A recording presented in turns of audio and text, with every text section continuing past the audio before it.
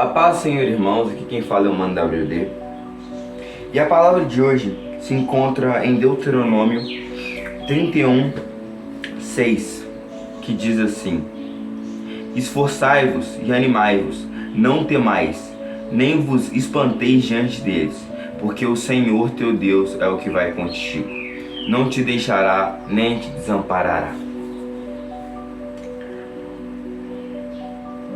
E essa palavra, ela pode ser interpretada como: esforçai-vos, animai-vos. Quantas vezes a vida vem com uma tribulação? Quantas vezes a vida vem com a morte? Quantas vezes situações da vida vêm para nos derrubar, para nos atemorizar, para quebrar o nosso orgulho, sim, mas para quebrar a nossa esperança, para quebrar a nossa crença. Quantas vezes vem esse tipo de situação na vida? Então aqui Deus ele fala assim, na verdade Moisés: esforçai-vos, animai-vos, não temeis, nem vos espantes diante deles, porque o Senhor teu Deus vai contigo.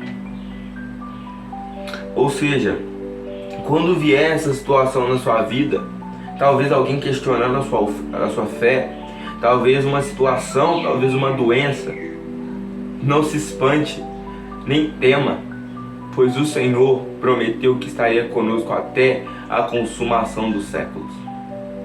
Porque o Senhor, Ele disse: eu sou contigo, eu vou contigo.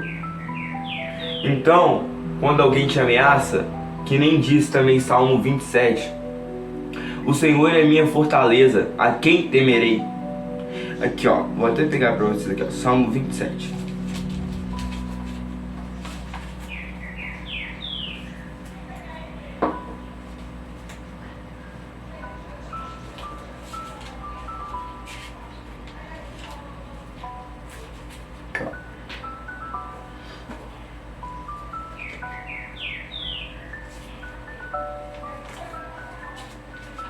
Salmo 27. O Senhor é a minha luz, a minha salvação, a quem temerei? O Senhor é a força da minha vida, a quem me recearei? Entende? Então, de quem você tem medo? Por que esse medo? Por que essa aflição? Por que você se encontra tão desesperado? A pergunta é o porquê. O Senhor vai contigo, o Senhor é contigo, o Senhor é conosco e Ele nunca vai nos abandonar. Quantas vezes nós nos deixamos desesperar por problemas mundanos, por problemas da vida? Nós ficamos, nossa, tal pessoa me abandonou e agora? E aí você fica com medo do futuro, e aí você fica, nossa, será que essa pessoa vai ficar bem? Aí vem a receosidade, por que você está com medo? O Senhor, teu Deus, Ele vai contigo. E todas as coisas, se alguém te abandonou hoje, meu irmão, saiba, foi livramento. Se você andava com uma roda de amigos e começaram a te excluir, está incomodando. Seu evangelho está incomodando. E se está incomodando, você está pregando certo. Porque o evangelho, ele não é para ser insuportável, tipo, vai, se converte. Não.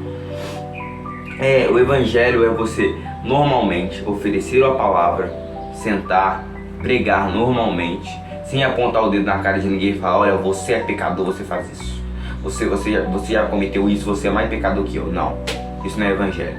Evangelho é você pegar o seu próprio dedo, apontar para dentro de si e falar: eu sou o pior de todos aqui. Eu sou o pior pelos meus pecados de todos que estão sentados aqui. Todos somos pecadores, mas eu sou o pior.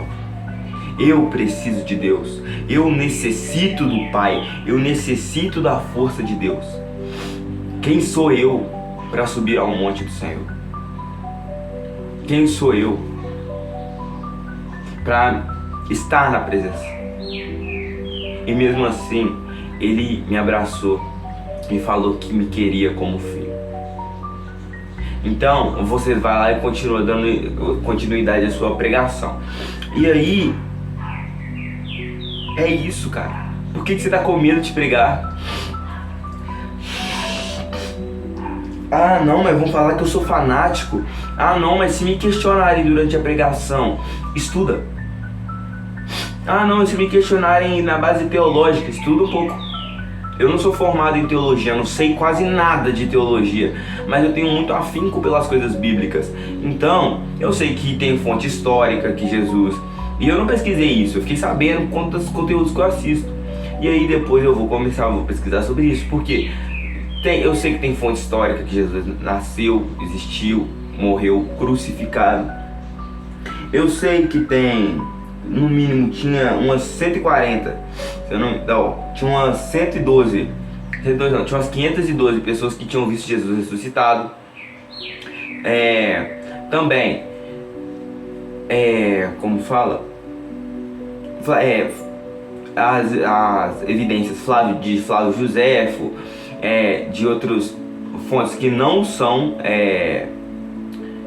cristãs, ou seja, não pode ter sido manipulado, não eram cristãs.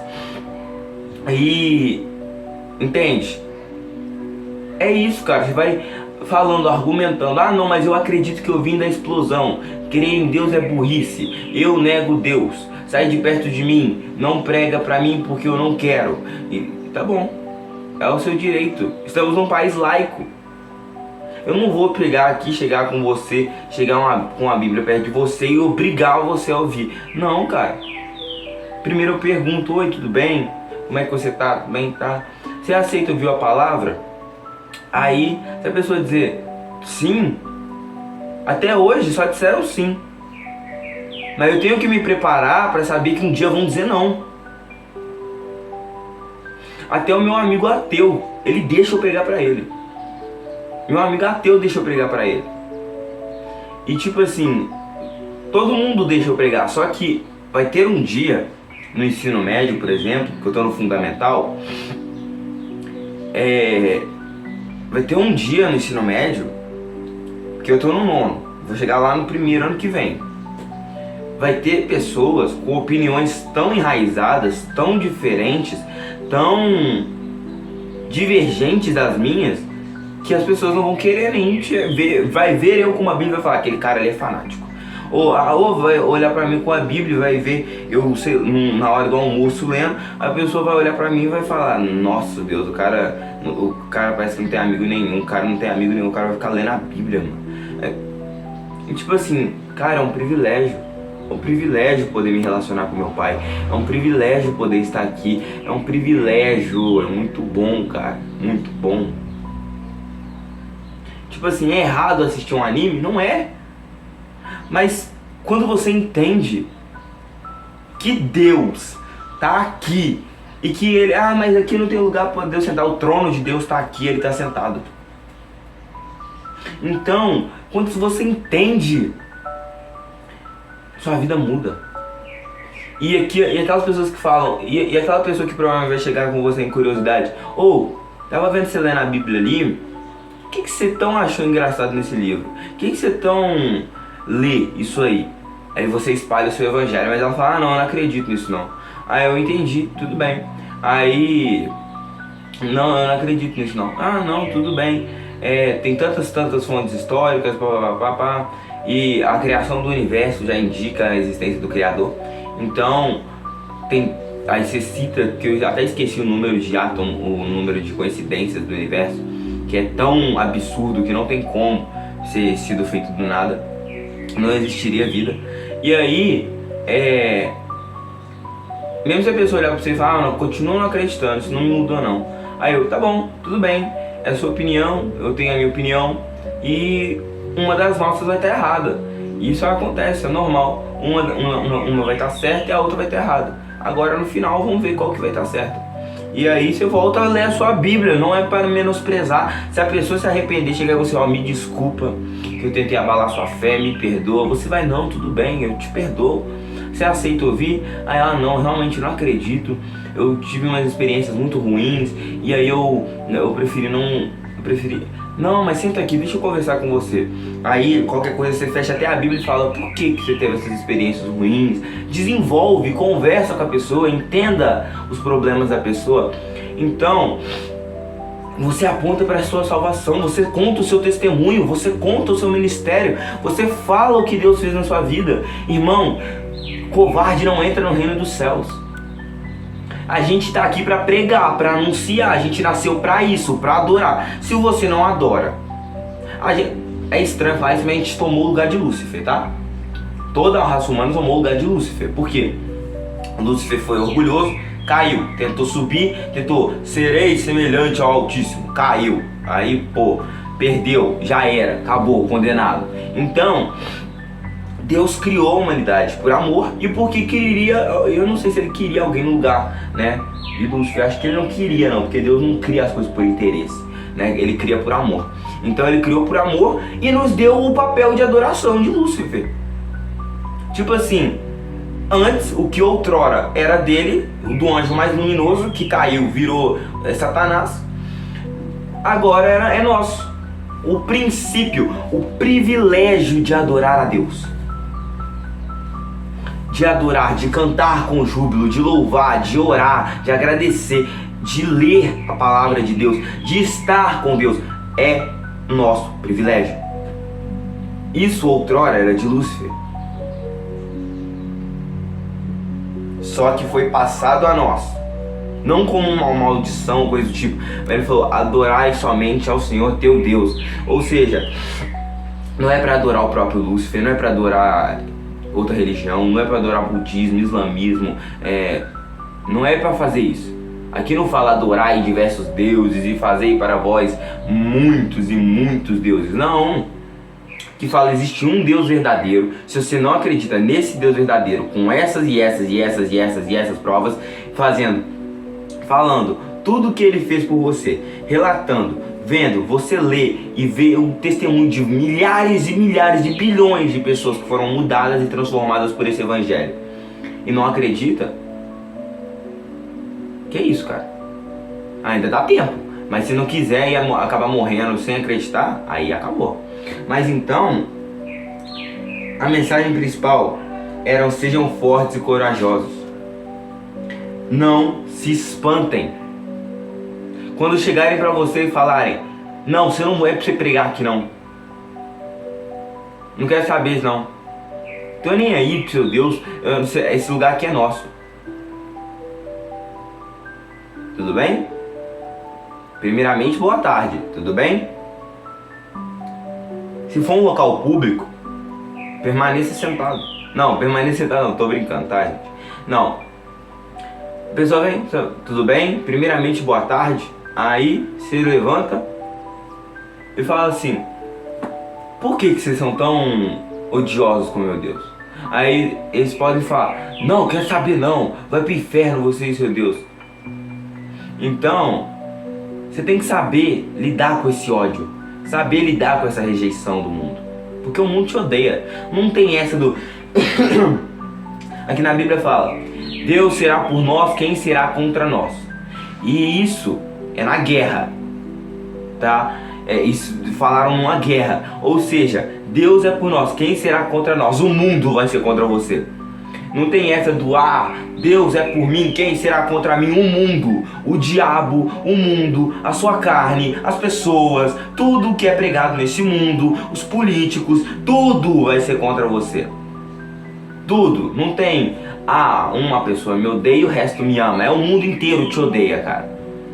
O mundo inteiro odeia a palavra do evangelho. Por quê? Se o mundo inteiro tem tanto ódio do evangelho, e não é porque ele matou muitas pessoas, tá? Porque o ateísmo matou. Mao Tse Tung era ateu. Hitler era ateu. Se eu não me engano, tinha outro ateu. Joseph Stalin era ateu. Cara, olha quanto que esses caras mataram. Só o Hitler matou 6 milhões de judeus. 6 milhões, eu acho. Ou 600 milhões, eu não sei o número exato. Mas, Joseph Stalin matou mais uns 2 milhões. Como é que fala? O Mao Tse Tung matou mais uns os 20, só nessa sominha básica aí a gente tem, se for 6 milhões que Hitler matou, a gente tem uns 27 milhões já mortos por isso aí. O cristianismo não matou tudo isso não. Não matou não. E olha que 3 ateus, né? Não importa. Mano, a igreja não passa o pano pra igreja. Não passa o pano. Não tem essa do o catolicismo matou pessoas, vamos botar pra baixo do tapete. Não. Matou sim e tá certo em julgar. As ações foram bárbaras. Torturaram mulheres e homens que acreditavam ser bruxos e bruxas. Queimaram pessoas vivas. Entende? Tudo bem que na Bíblia fala que é pra matar mesmo, né? Mas, tipo, é condenável. Sim, é condenável porque o único que... Isso se aplicava ao povo antigo, né? Antes da vinda de Cristo. Agora, quando Cristo veio, todo mundo se tornou filho. E todo mundo se tornou digno de perdão. Ou seja, todos se tornaram filhos e filhas de Deus amados, que não tinham o direito de auto se mutilar, de tirar a própria vida, e outro filho também não tinha direito de matar o seu irmão. E eles fizeram o quê? Mataram vários irmãos. E aí, mas ele não acreditava na mesma coisa que eu. Então só porque um ateu não acredita na mesma coisa que eu, vou levar uma arma e vou dar um tiro no cara. Não! Tá louco? Não! Isso era antigamente, era pro Antigo Testamento, onde Jesus ainda não havia vindo, onde os hereges tentavam destruir a Deus mesmo. E tipo assim, os hereges seriam tipo o ateu atual. Tipo os ateus atuais. E tipo assim, eles estavam no deserto e eles falavam, Deus não vai vir, ele existe mesmo, mas ele abandonou o povo. E você falava demais, você morria apedrejado. Você falava demais, você morria decapitado. Você falava demais, você morria enterrado. Então, cara, porque Cristo ainda não havia vindo e o povo era cheio de iniquidade. Só Deus que solia amar mesmo. Mas quando ele se incendiava de furor, ele matava, tá? Não tem essa. Ele matou Cora. Ele matou Corá, Debe, eu acho que é Debe, Corá e Abirão. E aí eles abriu o chão e a terra tragou eles, a terra engoliu eles com as suas crianças, mulheres, tudo. Deus destruiu o planeta inteiro no Antigo Testamento com água.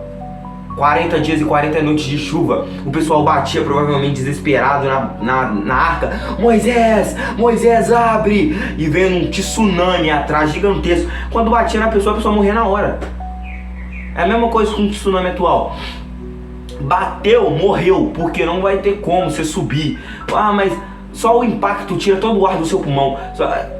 Você é louco? E mesmo não, um tsunami me pega, eu só nadar pra cima que eu vou ficar de boa. Tem corrente dentro do negócio. Então, ele tipo, não é corrente mesmo. É corrente de água, ele te puxa pra baixo, te puxa pra trás.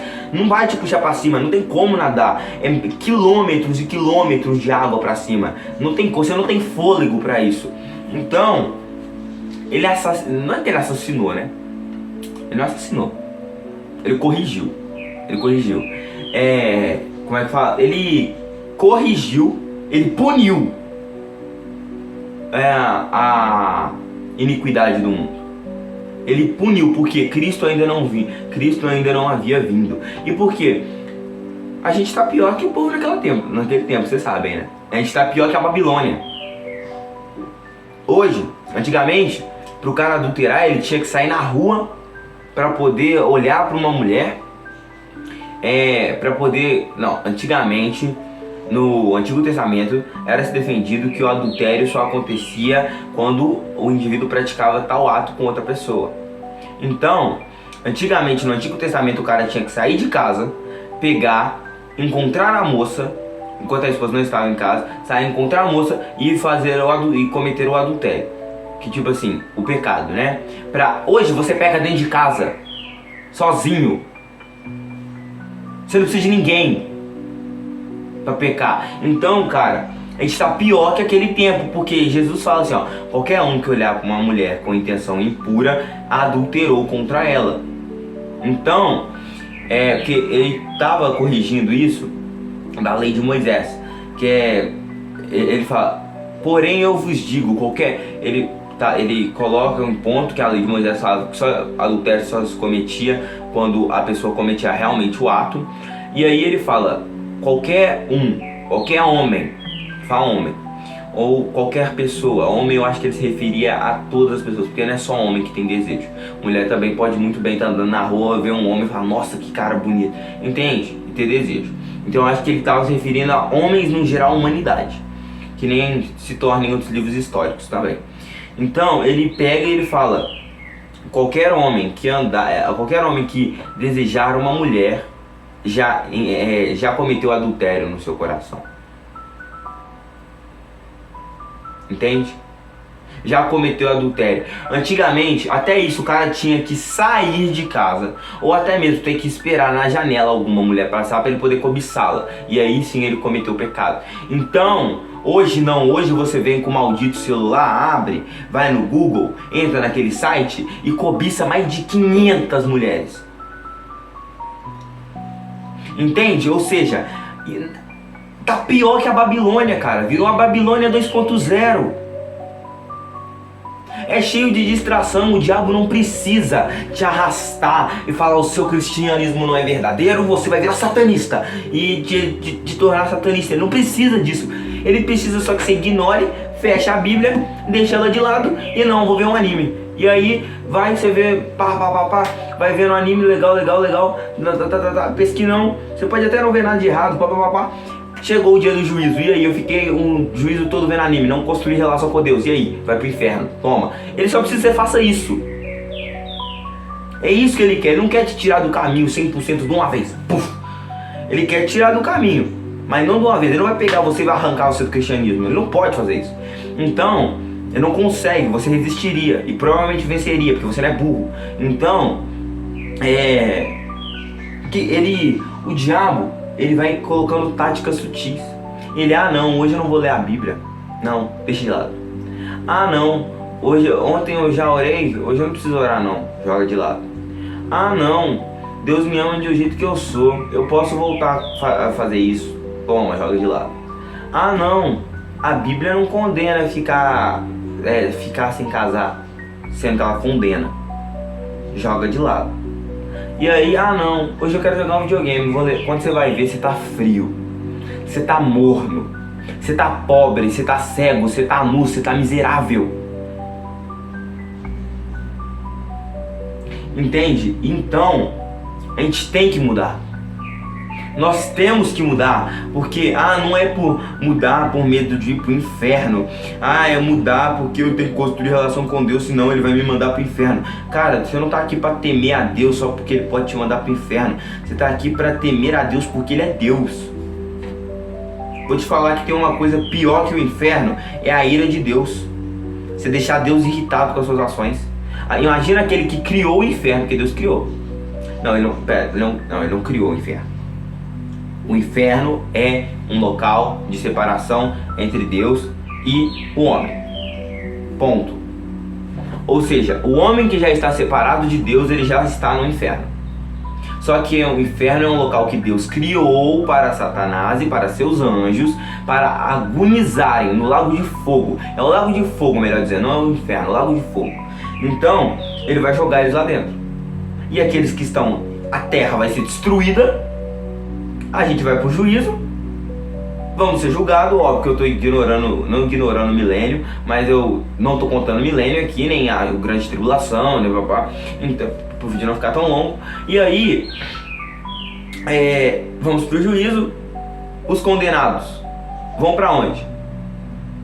Pro lugar que tem mais separação de Deus, pro lugar onde é 100% separado de Deus. E não vai ser Deus que vai querer falar, eu quero te jogar lá embaixo, vai, puf, e a pessoa cai pro inferno. Não. Vai ser, olha, você não construiu um relacionamento comigo, eu não conheço você. Eu não te conheço. Como você quer entrar na minha casa se eu não te conheço? Você é meu filho ilegítimo. Eu te adotei, mas você preferiu viver em outros locais e preferiu não me trazer para perto. Apartai-vos de mim. Aparte-te de mim, tu que praticais a iniquidade. Porque eu nunca te conheci. E nessa hora, tudo treme. A pessoa treme, a fila treme, que eu acredito que vai ser uma grande fila, porque Deus... Não vai ter um telão, mas eu acredito que vai ser uma grande fila. E ele vai julgando um por um. Um por um. Não tem como se esconder. É um por um. Impossível se esconder de Deus. E se tentar correr, ele manda anjo para te pegar e trazer de volta. Então, cara, você entende isso? É um por um. Pode demorar 1000 anos, pode demorar 100.000 anos, pode demorar...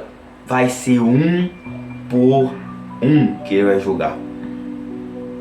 E você que não praticou, e você que praticou iniquidade, não se arrependeu e não buscou, é baixo, é lá pra baixo. Porque você vai pro local que tem mais separação de Deus. Você não quis separar de Deus a vida toda e buscar as coisas e substituir Deus? Então, substitua ele agora. E aí, você só cai até o lago de fogo. E não tem essa de o diabo vai reinar sobre o lago de fogo e ele vai lá com o tridente, um trono de pedra e vai ficar eu consegui trazer vocês pra cá. Não, ele vai queimar junto. Vai ele, a besta do mar, a besta do apocalipse, a besta da terra. Você é louco? Vai todo mundo pra baixo. Eles vão primeiro, depois vem as pessoas. E não tem como falar que Deus é uma figura punitivista, autoritária, majoritária, tudo contrário, ser ruim. Não é não, cara. Ele tá dando oportunidade. Ele tá retardando a vinda dele para que você se converta e para que nós busquemos relacionamento.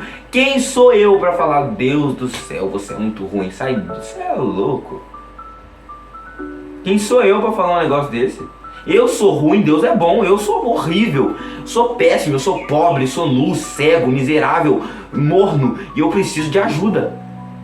Da ajuda dele. E a ajuda da palavra. Ou seja, não é ele que é ruim, é eu que sou horrível. Ou seja, eu preciso de Deus, nós precisamos de Deus. Nós temos que buscar a Deus. Mas no começo é exaustivo, sabe? Eu não tenho prazer na palavra dele. Entenda, Jesus morreu por você. E se Jesus morreu por mim, e se Jesus morreu por você, é para que você pudesse hoje chegar com esse livro aqui bonitinho, prontinho na sua mão, para você poder ler e ser salvo, praticar e ser salvo. Ele não morreu à toa só para você se tornar ser filho de Deus. Ele morreu para que você tivesse comunhão com o Pai todos os dias, em todos os momentos. Só que quando a gente tem alguma coisa demais, a gente não dá valor. A gente só dá valor quando a gente perde. Quando a gente perder, vai ser tarde demais. E aqui, deixa eu te falar. Você sabia que no tabernáculo tinham 3 pontos? O ponto da adoração externa, o segundo ponto, que eu acho que era só o sacerdote que podia entrar, e o terceiro, que era estritamente proibido a qualquer pessoa, só sacerdote. E não tinha essa de ser local proibido, tipo do governo. Entrou no terceiro propiciatório, morreu. Mas o cara vai me matar? Não, é Deus. Opa, falei para não entrar, morreu. Entrou, morreu, é isso. Tanto que eles amarravam uma corda ao calcanhar do sacerdote, e o sacerdote era o único que podia orar lá dentro. Depois de um monte de rituais, é o único que podia se pôr diante de Deus e orar. E ali ele ficava orando horas e horas e horas. Mas se ele demorasse muito, mas demorasse muito mesmo, eles puxavam a corda e provavelmente só vinha o corpo. Porque a glória era tão grande lá dentro que o corpo não resistia. Não é que o corpo explodia, o espírito ia embora. Porque ele estava em pecado, ele pedia perdão pelos pecados. A oração era para purificar o povo durante um ano. Era um ano só. Você só podia fazer isso uma vez no ano. E nem era você, era o sacerdote vivo. Ou seja, vamos supor, Eleazar, Arão, vamos lá, Arão fazia isso, o povo ficava todo mundo lá fora. Inclusive só podia entrar um sacerdote. Pedia perdão, orava, saía. E é isso. Agora, vamos lá, Arão morreu, foi Eleazar. E só podia se tornar sacerdote aqueles que eram da família de Arão. Ou seja, Você não podia entrar ali, era estritamente proibido. Você entrar, você morria, Deus te matava. Porque vão estar desobedecendo. Deus quis matar Moisés antes do chamado dele, porque Moisés não tinha circuncidado seu filho, e seu filho tinha mais de 8 dias de vida. A esposa de Moisés teve que circuncidar a criança, porque senão Deus ia matar Moisés, que a responsabilidade naquela época era do pai. Ou seja, Deus ia cobrar Moisés. Só que fazendo isso, a ira do Senhor se apacentou, e aí Moisés pôde ir libertar o povo. Ou seja, Deus não usa covarde. Deus não chamou covarde. Sejam fortes e corajosos porque eu, o Senhor, estarei contigo. Eu, o Senhor, irei contigo. Seja forte. Lute contra a preguiça. Não tenha medo da preguiça. Não tenha medo do diabo. Não tenha medo do demônio. Não tenha medo de Deus. Tenha medo da ira de Deus. Acolha, abrace Deus como um todo. Não abraça só o amor, não abraça só a justiça, porque justiça demais, você se cobra demais, você fala, Deus não me ama se eu não fizer isso. Acabou, amorra por medo. Tem medo da justiça. Agora, se você abraça amor, justiça e obediência a Deus, cara, não tem como dar errado. Não adianta só abraçar amor e a justiça, porque o amor de Deus é justo. Deus consegue amar e... como é que fala? Isso vai parecer meio polêmico, mas não. Deus consegue amar e odiar ao mesmo tempo, tá? Ele não é que nem a gente. Deus odeia. Ele não é que ele não gosta. Não é que ele ama o pecador e odeia o seu pecado. Ele odeia tanto o pecador quanto o pecado. Porque senão ele falaria que a gente poderia... ele odeia a nossa natureza. Deus odeia a nossa natureza. Deus odeia os pecados cometidos por nós. E Ele odeia a nossa natureza, a nossa carne. Ele odeia. Mas Ele ama o nosso espírito. Ele ama o nosso espírito. E por quê? Você acha que se Deus não odiasse, Ele não glorificaria o nosso corpo? O nosso corpo vai ser que nem o corpo de Cristo, glorificado. E por quê? Se Ele não fosse glorificado, Deus ia continuar odiando a carne, porque a carne é o lembrete do pecado. A carne é o lembrete do que Adão e Eva fizeram no passado. E Deus odeia a desobediência. E a nossa carne, olhando para nós, Ele vê a carne, o fruto da desobediência. Isso gera ódio nele. Ele odeia o pecado, Ele abomina o pecado, Ele abomina a nossa carne. Mas Ele ama, Ele quer proteger, Ele quer o nosso espírito. Porque apesar da nossa carne ter pecado, Ele sabe que o nosso espírito é bom. É como se a gente fosse uma planta com um fruto excelente dentro, mas com uma casca dura e uma casca espinhosa por fora. E Ele vai fazer o quê? Um dia Ele vai abrir essa casca, pegar o fruto bom e fazer uma nova casca, só que perfeita. Uma casca lisa, uma casca mole, uma casca que é perfeita. A gente vai ser perfeito. Não tem essa, a gente vai ser bonzinho, a gente vai ser perfeito. Seremos glorificados com Cristo. Porque se tomamos parte no sacrifício dele, se nos crucificamos com ele naquela cruz, certamente tomaremos parte na ressurreição com um corpo que agrada a Deus, com um corpo glorificado. Mas atualmente essa carne é odiosa aos olhos do Pai. Então, irmãos, essa é a palavra de hoje. Sejam fortes e corajosos, pois o Senhor teu Deus vai contigo. Vamos orar antes de encerrar. Deus meu Pai, Senhor, a palavra hoje foi um pouco mais dura. Nós falamos que o Senhor consegue nos amar e nos odiar ao mesmo tempo. Quando estamos em pecado, quando nós estamos seguindo os preceitos certos do Senhor, o Senhor quer nos recompensar com um corpo glorificado. Porque o Senhor não gosta desse corpo que nós temos.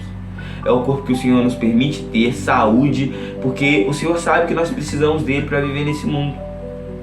mas no mundo espiritual o Senhor vai glorificar o nosso corpo e, ó Pai, nos dar um corpo perfeito.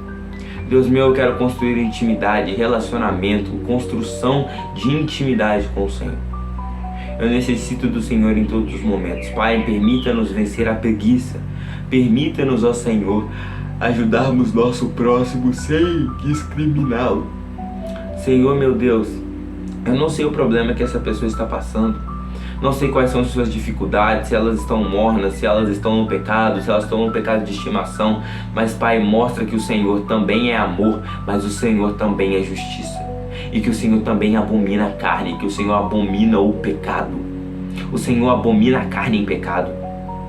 Ó Senhor, ajuda. Nós precisamos do Senhor. Quem somos nós sem a Ti, Pai? Nós Te glorificamos e bendizemos o Teu santo nome. Louvado seja o nome do Senhor, pois só Tu és digno de toda honra e toda glória. Que seja feita, Pai, não as nossas vontades, mas as Tuas vontades. É um privilégio estar aqui hoje na Tua presença. Ó Pai, nós queremos Te adorar mais do que em um só horário, mas queremos trazer o Senhor para perto todos os dias da nossa vida. Em nome de Jesus, meu Pai. Amém e amém. Então, irmãos, aqui quem se despede de vocês é o Mano WD. E que não seja feita as minhas, nem as tuas, nem as nossas vontades, mas as vontades de Cristo, em nome de Jesus. Amém.